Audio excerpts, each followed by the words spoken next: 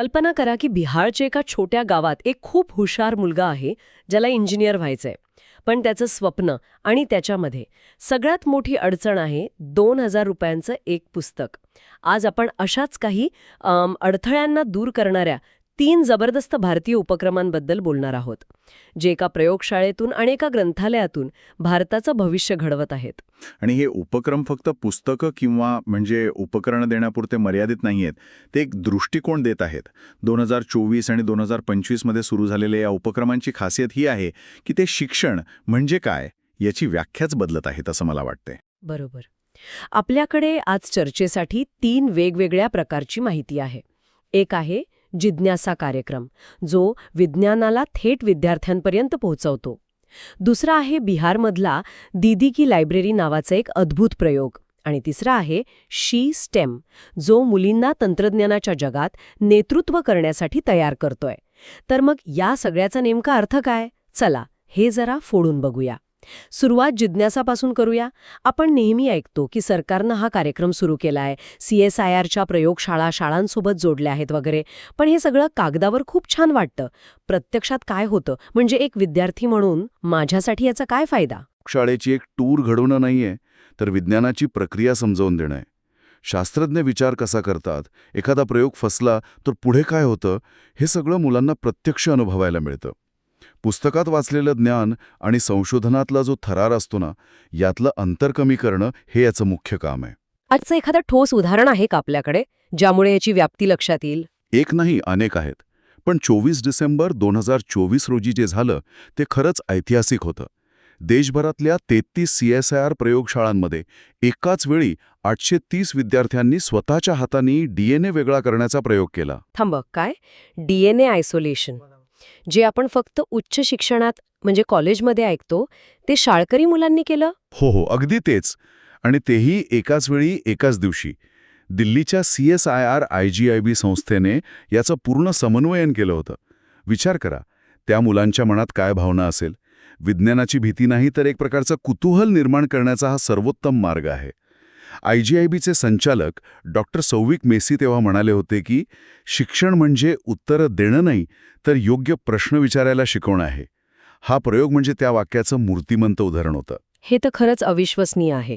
पण मला एक प्रश्न पडतो, असे 1-2 दिवसांचे कार्यक्रम खरंच मुलांमध्ये कायमस्वरूपी बदल घडवतात का? की ही एक प्रकारची, काय म्हणतात त्याला, सायन्स टुरिझम आहे? खूप महत्वाचा प्रश्न आहे आणि याचं उत्तर जिज्ञासाच्या दुसऱ्या पैलूमध्ये आहे. 20 डिसेंबर 2024 रोजी त्यांनी एक वैज्ञानिक अभियोग्यता चाचणी घेतली. ही नेहमीसारखी प्रश्नपत्रिका नव्हती. यात 19 प्रत्यक्ष प्रयोग होते. मुलांना प्रयोग करून दाखवायचे होते.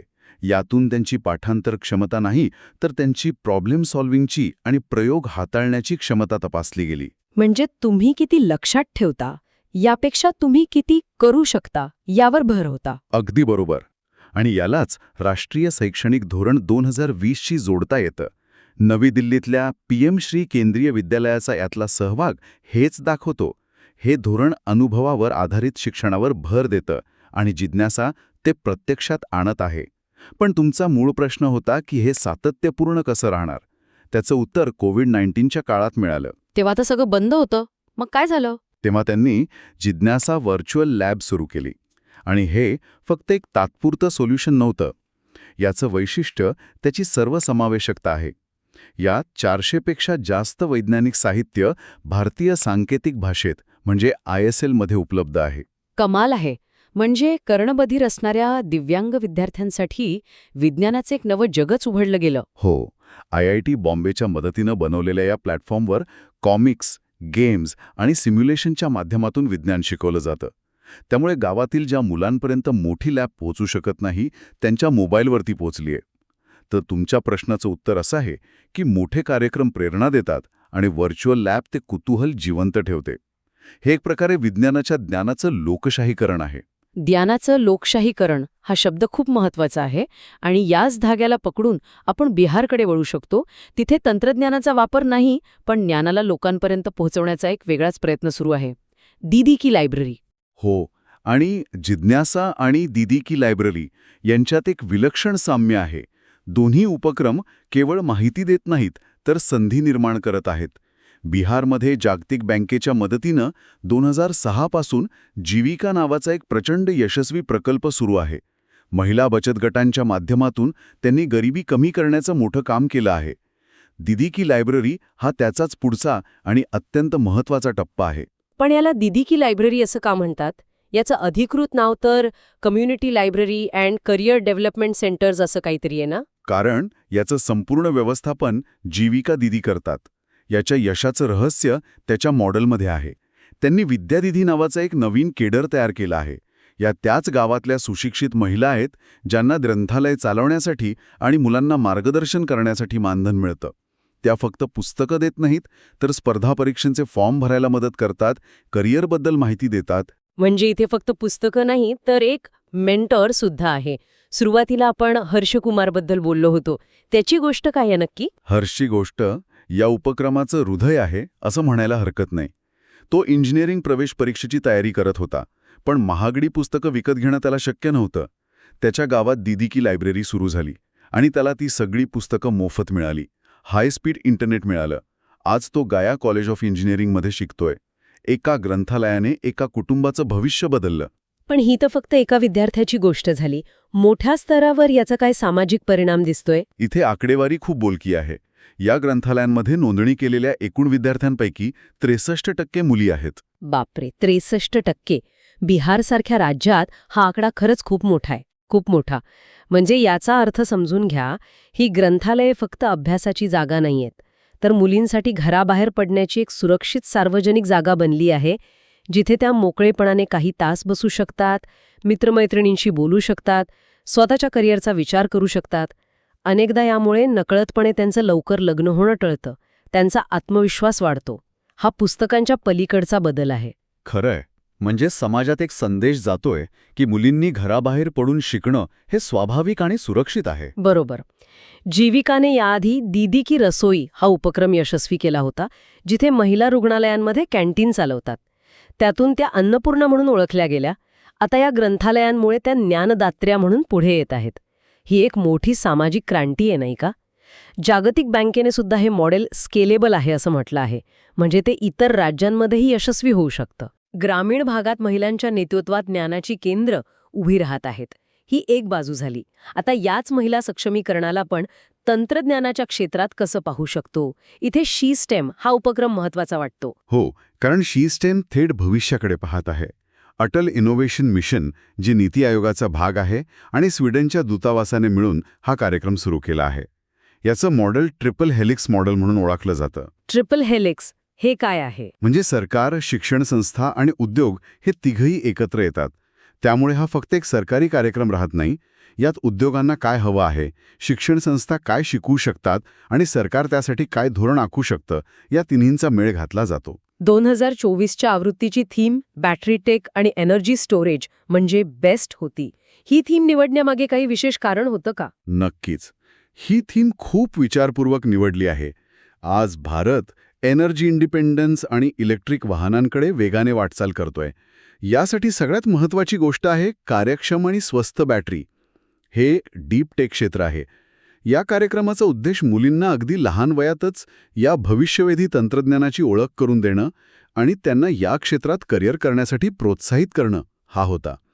हे शालेय कुतूहलाला थेट राष्ट्रीय ध्येयांशी जोडण्यासारखं आहे. म्हणजे देशाच्या मोठ्या ध्येयांमध्ये मुलींना सहभागी करून घेण्याचा हा एक प्रयत्न आहे. बरं, पण हे प्रत्यक्षात कसं राबवलं गेलं?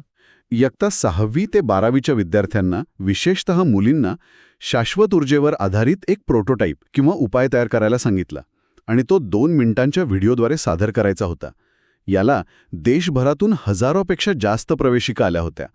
अटल टिंकरिंग लॅब्स म्हणजे ATL मध्ये मुलींनी 3D प्रिंटिंग आणि रोबोटिक्सचा वापर करून बॅटरी तंत्रज्ञानावर प्रयोग केले. याचा अर्थ त्यांना फक्त विचार करायला नाही, तर काहीतरी बनवायला प्रोत्साहन दिलं गेलं. हो, आणि इथेच शिक्षण स्टेमच्या म्हणजे सायन्स, टेक्नॉलॉजी, इंजिनिअरिंग, मॅथमॅटिक्सच्या पुढे जाऊन स्टीमकडे जातं, जिथे A म्हणजे आर्ट्स आहे. कारण 2 मिनिटांचा व्हिडिओ बनवण्यासाठी तुम्हाला केवळ तंत्रज्ञान नाही, तर आर्ट म्हणजे सर्जनशीलता आणि संवाद कौशल्यही लागतं. आणि या सगळ्याचा आंतरराष्ट्रीय स्तरावर काय परिणाम होतो? म्हणजे भारत स्वीडन भागीदारीचा उल्लेख झाला होता. याचा एक महत्त्वाचा राजनैतिक परिणाम आहे. भारतातील स्वीडनचे राजदूत जॅन थेस्लेफ यांनी म्हटलं होतं की एक शाश्वत जग तयार करण्यासाठी नवनिर्मिती आणि सहयोग आवश्यक आहेत. असे उपक्रम दोन देशांमधील संबंध केवळ औपचारिक करारांपुरते मर्यादित ठेवत नाहीत, तर ते लोकांच्या पातळीवर जोडले जातात. यातून भविष्यात तंत्रज्ञान हस्तांतरण आणि संयुक्त संशोधनासाठी एक मजबूत पाया तयार होतो. तर आज आपण 3 पूर्णपणे वेगळे वाटणारे उपक्रम पाहिले. एक सरकार चालवत असलेला विज्ञान कार्यक्रम, एक महिलांनी चालवलेलं ग्रामीण ग्रंथालय आणि एक मुलींसाठीचा आंतरराष्ट्रीय स्टेम कार्यक्रम. या तिघांना जोडणारा समान धागा काय आहे? या तिघांमध्ये 3 समान धागे आहेत असं मला वाटतं. पहिला, हे तिन्ही कार्यक्रम पाठांतराच्या पलीकडे जाऊन करून शिकण्यावर भर देत आहेत. दुसरा, सर्वसमावेशकता. जिज्ञासामध्ये सांकेतिक भाषेचा वापर, दीदी की लायब्ररीची ग्रामीण पोहोच आणि शी-स्टेमचा मुलींवर असलेला भर हे सर्वजण समाजातील प्रत्येक घटकाला ज्ञानाच्या प्रवाहात आणण्याचा प्रयत्न करत आहेत. आणि तिसरा धागा? तिसरा आणि सगळ्यात महत्त्वाचा धागा म्हणजे सामाजिक सहभाग. जिज्ञासेमध्ये शास्त्रज्ञ थेट मुलांशी बोलत आहेत. दीदी की लायब्ररीमध्ये विद्यादिदी समाजाचा भाग बनून काम करत आहेत आणि शी-स्टॅममध्ये उद्योग आणि सरकार एकत्र येत आहेत. थोडक्यात काय की शिक्षण ही केवळ शाळांची जबाबदारी नाही, तर संपूर्ण समाजाची जबाबदारी आहे, हा संदेश यातून मिळतो. हे सर्व मिळून भारताच्या ज्ञान अर्थव्यवस्थेसाठी केवळ कर्मचारी नाहीत, तर समस्या सोडवणारे नागरिक तयार करत आहेत. तर हे उपक्रम तळागाळातून एक नवीन ऊर्जा तयार करत आहेत. संशोधक आणि उद्योजक घडवत आहेत. बरोबर. आणि इथेच एक विचार करायला लावणारा प्रश्न निर्माण होतो. आपण पाहिलं की खालूनवर येणारी ही ऊर्जा प्रचंड आहे, पण मग खरा प्रश्न हा आहे की या ऊर्जेला धोरणात्मक पातळीवर कसं जोडलं जाईल? शहरातल्या प्रयोगशाळेतील किंवा गावातील ग्रंथालयातील एकाही हुशार विद्यार्थ्याची ऊर्जा वाया जाणार नाही आणि तो भारताच्या ज्ञान महासत्ता बनण्याच्या प्रवासाचा एक अविभाज्य भाग बनेल, हे आपण कसं सुनिश्चित करणार?